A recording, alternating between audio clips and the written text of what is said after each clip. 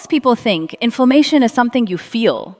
A swollen knee, a sore back, a headache that won't quit. So they wait until they feel it to deal with it. That's the mistake. The most dangerous inflammation in your body right now is completely silent. You can't feel it.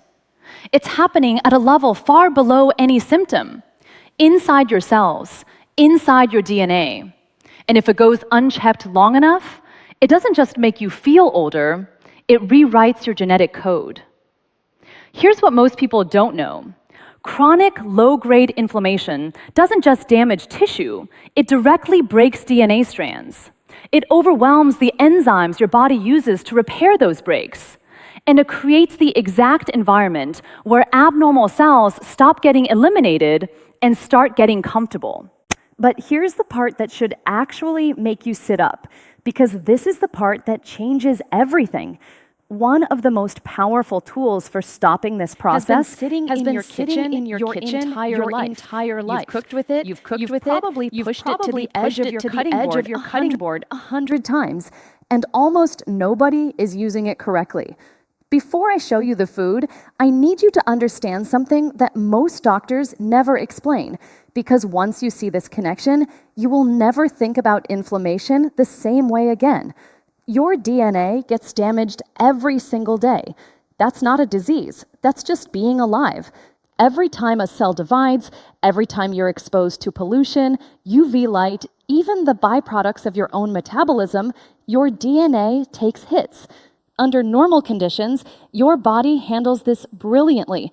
You have repair enzymes, proteins like OGG1 and PARP1, whose entire job is to scan your genome, find damage, and fix it before anything goes wrong. Think of them like a 24-hour maintenance crew working the overnight shift. They're in there every night, patching holes, fixing breaks, keeping everything running. Now here's where chronic inflammation enters the picture, and this is where it gets serious. When inflammation is chronically elevated, even at levels too low to cause symptoms, it floods your cells with something called reactive oxygen species. These are unstable molecules that tear through your DNA like sparks landing on dry paper. The damage accumulates faster than your repair crew can fix it. The maintenance crew is overwhelmed. They can't keep up. And over time, the errors they miss become mutations. And mutations, left uncorrected long enough, become the foundation of serious disease. This is not theory. This is the mechanism. Inflammation and DNA damage are not two separate problems. They are the same problem, running in a loop. So the question isn't just, how do I lower inflammation? The real question is, how do I lower inflammation and give my DNA repair enzymes the resources they need to do their job at the same time? That is exactly what the food I'm about to show you does. Hi, I'm Dr. Leana, emergency medicine physician and metabolism researcher. I've spent years studying what separates the patients who age with resilience from those who don't. And one pattern that keeps appearing in the research, and one that genuinely surprised me, kept pointing back to something remarkably simple. Not a supplement, not a protocol that costs hundreds of dollars a month. A food. One specific food, prepared in a specific way, that measurably activates your body's inflammation control and DNA repair systems simultaneously. Let me show you exactly what it is, how it works, and the preparation mistake that makes most people get zero benefit from it. The food is garlic, and before you think you already know this, you don't. Not the way the research actually describes it. Because the garlic most people use does almost nothing. The garlic used correctly is a completely different biological event.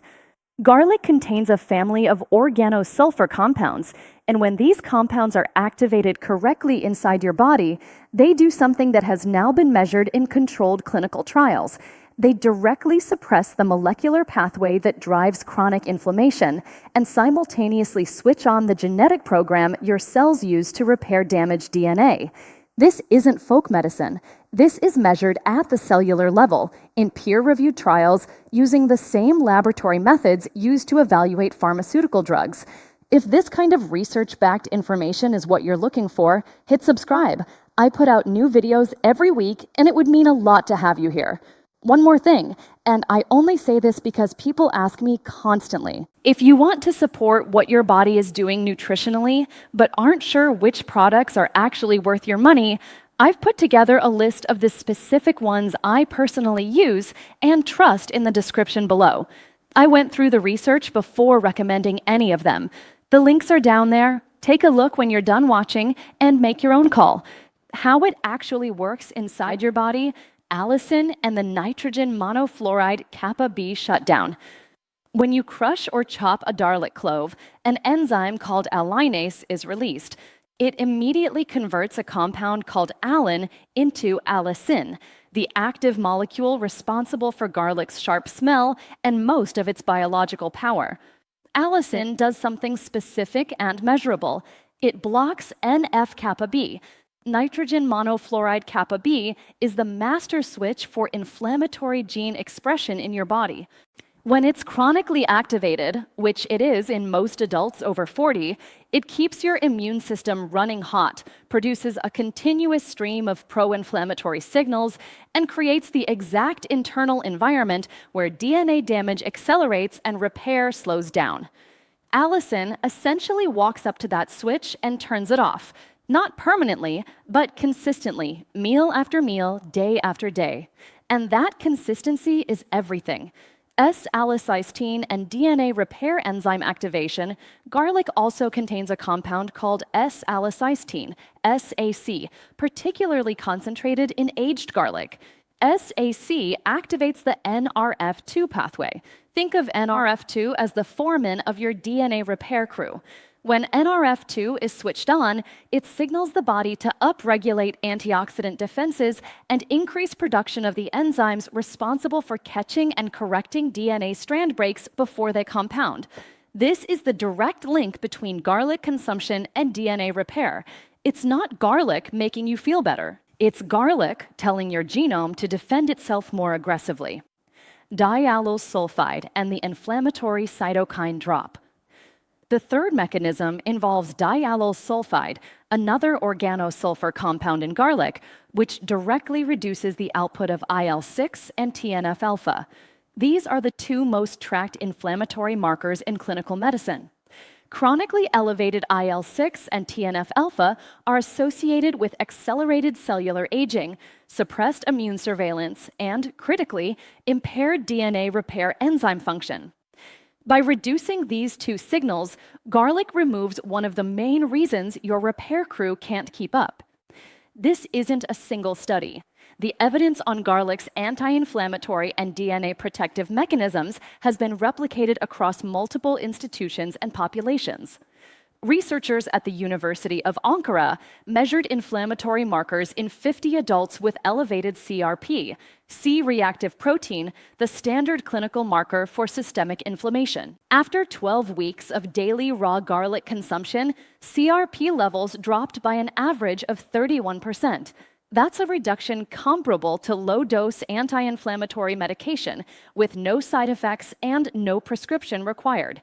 A separate study, published by researchers at the National Cancer Institute, examined the relationship between organosulfur compound intake and DNA strand break frequency.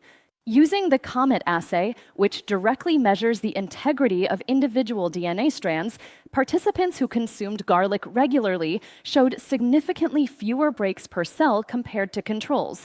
The difference was visible after just 4 weeks.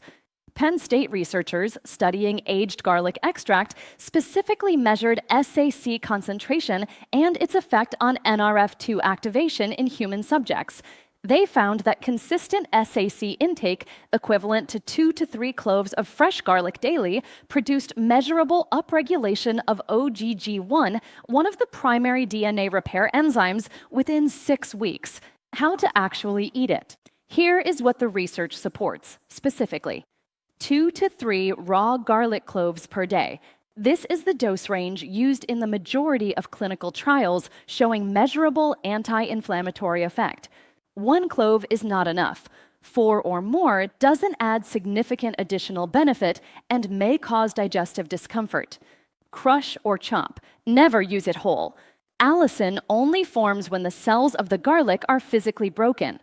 A whole clove passing through your digestive tract produces virtually no allicin. A crushed clove creates it immediately. The 10-minute rule. After you crush or chop the garlic, wait 10 minutes before cooking it or eating it. This is the single most important preparation step almost no one knows. Allicin needs approximately 10 minutes to fully form after the enzyme reaction begins. If you drop crushed garlic straight into a hot pan, you're destroying allicin before it's had a chance to develop. Let it sit on your cutting board. Those 10 minutes determine whether you're eating medicine or just flavoring. Best time? With lunch or your largest meal. Fat-soluble compounds in garlic are better absorbed in the presence of dietary fat. Adding crushed garlic to food containing olive oil, avocado, or any healthy fat improves bioavailability of the organosulfur compounds significantly. If raw garlic isn't tolerable for you, aged garlic extract, specifically products standardized to SAC content, is the only supplement form shown in studies to preserve the DNA repair activating compounds. Standard garlic powder does not work the same way. Here are some preparation mistakes that eliminates most of the benefit. The most common mistake is putting garlic directly into hot oil the moment it's chopped. This is how nearly every recipe instructs you to cook. And from a flavoring perspective, it works fine. From a biological perspective, you've just destroyed the primary active compound before it could form. Remember, allicin needs 10 minutes after crushing to develop.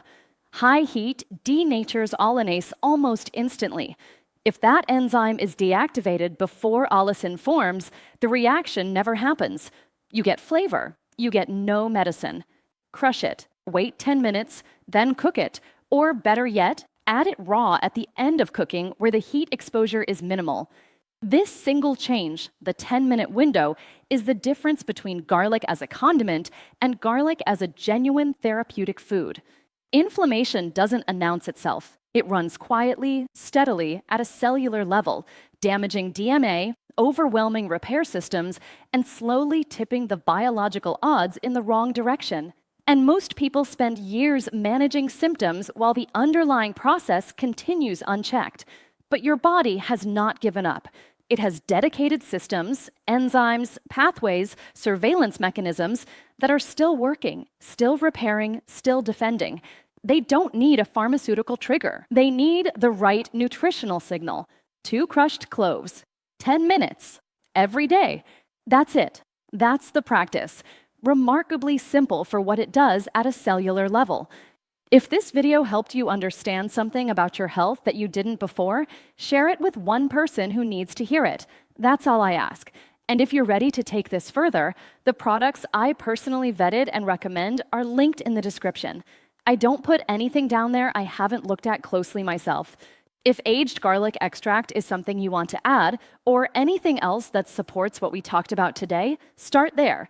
It'll save you time, and it'll save you from wasting money on things that don't hold up to scrutiny. For deeper reading, I've covered the specific foods that activate your body's stem cell repair systems and the one dietary pattern that measurably reverses visceral fat accumulation in adults over 50. Both are on this channel. Dr. Leana, see you in the next one.